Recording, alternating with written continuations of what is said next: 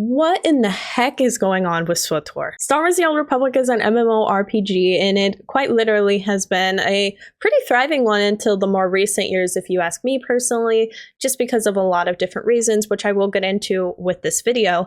However, it is definitely a fun MMO that I've always enjoyed. It definitely has, made a lot of changes over the years.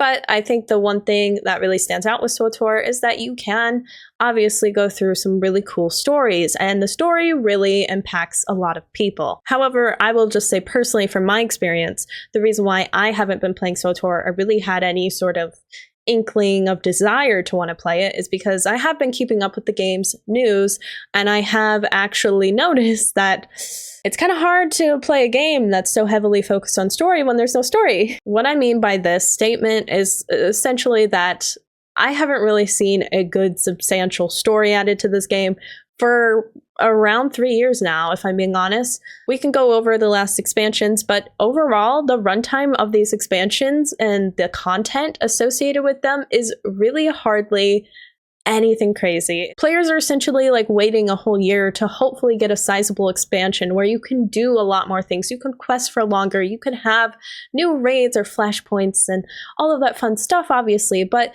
when your story content is only going to be about an hour's worth of time, well, why would you wait a whole year to play for just 1 new hour of content? I don't really personally want to wait that long, and that's sort of why I personally just haven't played the game. Now, obviously, there are a lot more factors into it that I just quite literally don't understand because I've been too far away from the game, and I'm sure other creators can explain it more in depth, but I just have noticed so many negative videos about SWTOR lately. It's actually like crazy. Like, I think the game is, I think it's dying because the community is the only thing keeping it alive, and the community is like, bro, we got nothing to give now. Like, we have no hope. Like, anyway, for the people who haven't been around SWTOR and need an explanation as to what is going on, I can at least give you some of the cliff notes and just some of the big things I feel like are important to note about the game and why it's declining so hard even within its own community. So back in June of 2023, SWTOR did announce that they are actually going to switch around their studio, their development team. Pretty much the executive producer of SWTOR, Keith Koenig,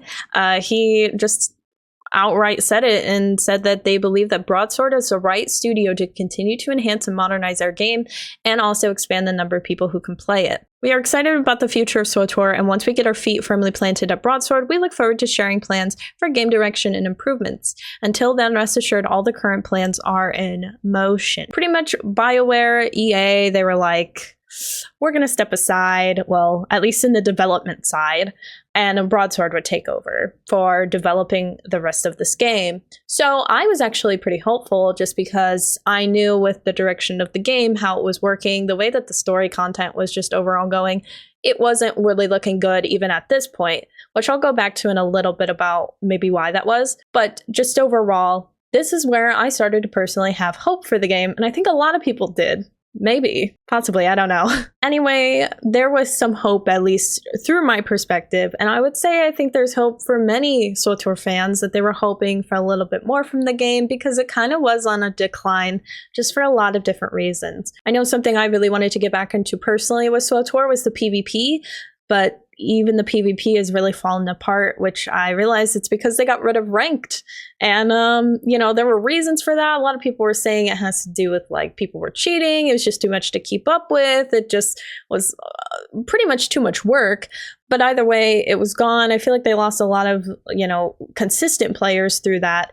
But not only that, it just seems like a lot of their story just genuinely kind of fell apart. Let's look at the story expansions for SWTOR. Something I want to note is that look at how many different expansions were going on. I mean, we don't really count strongholds and stuff. Like, I don't even know why these are on here. But a lot of the prime expansions, or where they had a lot of content, to me was in the 2014 to 2016 era. I did really like the whole, Valkyrian storyline. That was a lot of fun to me. I know a lot of people don't really agree with that, but personally, just as a fan, I liked it. I enjoyed it. I felt like the content was there. Was it repetitive? Yeah, a little bit, but I still enjoyed it. But, you know, let's just flash forward to Onslaught. Now, I think something to keep in mind too was that they were definitely continuing with putting in some sort of content. It wasn't like Knights of the Eternal Throne hit 2016 and then they did nothing for 3 years. They were still updating the game. In fact, they had like Iocath, and there was a whole story on Iocath, and a lot of things with Umbara. Like there was so many like small story content updates, and it just all kind of was pointless. And what I mean by that was like, you do so much to, you know, go out and about and, you know, take on an entire like war essentially. And then you come back to some of these smaller stories where they're important and they were fun to me. It's just, you know, they're not really full of content at all. Like, if any, you pretty much had like this really big buildup, and you like had the whole galaxy at your whim, and there's so many choices you can make and changes that could affect outcomes for people, or, you know, choices in your own story.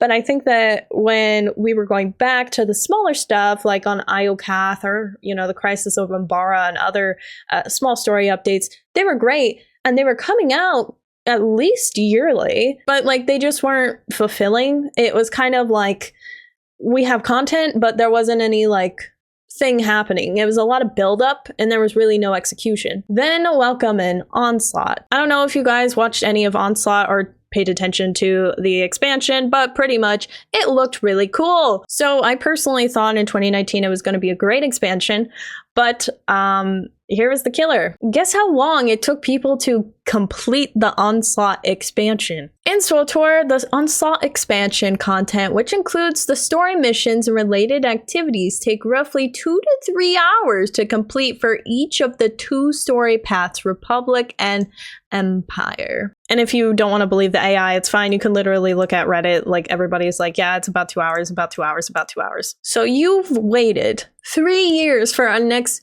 major update. I'm not saying that there weren't other updates happening. It's just that they were small stories, or pretty much would unveil a new planet, which was great. But, you know, there wasn't just that much to the story. It was, you know, maybe an hour at most. But you like hype up this expansion. You have Onslaught. It looks so cool. You're going to bring in big players again, and it's 2 hours. If I had to wait 3 years for 2 hours, I mean, I pretty much did, kind of. I was in and out, but like, it wasn't worth the wait. Just personally, I didn't really like the expansion. I ran through it so quickly. It felt like a blur. There wasn't much that happened. There's so much buildup, and you're like, oh my gosh, things are getting great. And yeah, nothing really happens after that, which seems to be a reoccurring theme. Anyway, a lot of people were disappointed by how short it was. And of course, I understand where, you know, SWTOR could be coming from. And I too definitely defended them. In fact, I'd be like, well, you know, you gotta understand they're doing voiceovers, and, you know, they have so many different options and so many outcomes that there's so much that they need to record that, you know, in order to get it together, it's gonna take a while, you know? So anyway, we got 2 hours, which took us 3 years to get. Guess how long another 2 hours took for us to get? Oh yeah, Legacy of the Sith. Another 3 years. In celebration with the 10-year anniversary, Legacy of the Sith was revealed at the 8th major expansion on July 2nd of 2021 in a live stream. And yeah, it continues with Onslaught. There were other little stories. Again, they did have other, like, you know, small updates where they included more stuff. There was more prevails and things that just have to keep building up. There's so many things still that we have to keep going with in the story and build up for the next expansion. But did they ever like explain it and get anywhere in the expansion? No. Honestly, let's be honest, they do an all right job with building the story, because I am a little like hooked into what's going on with a lot of different factions. There's a lot going on with the Mandalorians and Shae Vizsla. There's stuff going on with Malgus. There's even stuff going on with Shatil, which is crazy. They even did a little thing for her. But it's like, it's just so interesting how they can just build. But there's like nothing to be done with it. They just, you know, they're just like, oh, well, it is what it is. We'll address this in some expansion, but when? Anyway, I'm getting sidetracked here. But another big thing was that they had to delay it. Obviously, it was supposed to release on December 14th. It didn't get released until February 15th. That's really not too bad if you ask me. But it came out, Legacy of the Sith, and you guessed it, Legacy of the Sith expansion is a relatively short story, clocking at 1 to 2 hours in the main story. And if you don't believe the AI, Game Rant as well says 2 to 3. and it consisted of slightly lower quality writing. Well, that's being generous if you ask me. Pretty much more build up. There was no execution of things. And yeah, they've come out with a few minor updates since, but there has not been any sort of talk, any release of anything for a major expansion from this game, I guess since Legacy of the Sith came out. Since 2022. It's 2025. Where the heck's our 1 to 2 hour expansion at, man? I'm waiting. The time's ticking. Now, story is a big part of any game, but if you fail to release any, I guess, substantial story, heck, it don't even have to be that good. If you can at least give players something to play, then you've got a game. But unfortunately, it just seems like over the years anyway, that SWTOR has just gone down the line of pretty much just trying to push people not really to subscribe for the sake of the content, but just to keep paying stuff out of their cartel market, which is essentially like their cash shop. I've seen so many videos on this. I would recommend you guys do a whole deep dive on it, but pretty much like the cartel market has so much just crazy stuff in it. If you want to make a cool looking character in SWTOR, you can definitely do it. It's just going to cost you out of your own dang pocket, because that's really the only good way to, you know, get cartel coins, because you can't really earn them in this game, at least not in an increased rate whatsoever. And it's just overall like just a huge cash grab, if you ask me. Can you at least take the money I'm giving you and give me a story or something? Anyway, if you just look up SWTOR, you can look into it. My friend Birdface, he actually did a whole like just rant about the last live stream. That's where a lot of people are upset, because the last live stream in particularly just really aggravated people. Just to sum it up for you where we are today, a lot of what has happened is that, you know, we're due for some sort of story update, some sort of expansion. You should at least release a yearly story update, which hasn't been the case, but Broadsword said that they were going to do it around 2024. They were going to talk about it at the end of the year and possibly, you know, show a little bit. But that time came. They pretty much said, hey guys, we have tons of new cartel market stuff for you, but you know, the story, we're gonna have to postpone it. So we'll definitely, you know, talk about this more in March of 2025. Well, it's March of 2025. They went on their official live stream and said, oh, that story update. Yeah, I don't even know what you're referring to. Let's take a look at our new cartel market stuff. And then they did actually end up addressing the story. But yeah, there's no update into it, and they just said we need more time. But they didn't really address it. A lot of the issues from players just really seem to be that they don't really feel like they're being heard.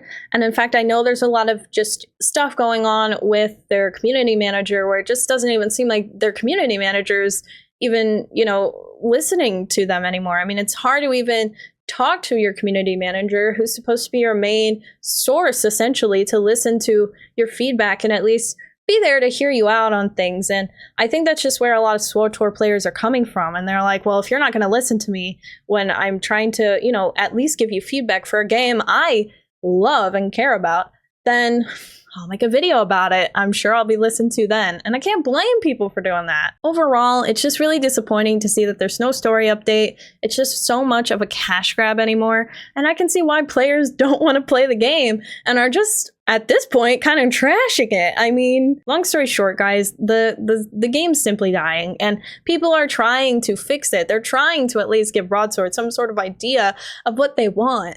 But not only that, they just want to be heard. And it doesn't even sound like they're being heard anymore, which is just really upsetting. Like, I would be so distraught if this ever happened in some of my most favorite games. I mean, heck, I'm a little distraught that SWTOR is like this, and it's, you know, in a really poor state right now. But that's just overall kind of like the main things of why players are just so upset about what's going on with SWTOR. There's just really no growth in the game anymore. And really the only growth that they really seem to be paying attention to is, you know, the cartel market, aka the cash shop, or there was date nights. I was excited about date nights, but even those were like 5 minutes, so I played it once and was over it. There's a lot more going on, and there's so much more to the story when it comes down to like the development team and, you know, just things that the development team have said, even off of their live streams, that didn't really sit well with people. So I would definitely recommend you check out some more of the SWTOR videos to get a clearer idea of what's going on for people who have been playing the game more often. But in the meantime, let me know what you guys think down in the comments. Do you think SWTOR is a dying game, or do you think that there is still hope for it? I don't know, but all I know is that personally, I'm not going to be playing the game anytime soon. Maybe like an hour or two just randomly when I really want to play it, but then I'll remember that there's nothing really going on that's new in the game, so why bother? Until next time, you better stay weird, you weird weirdos.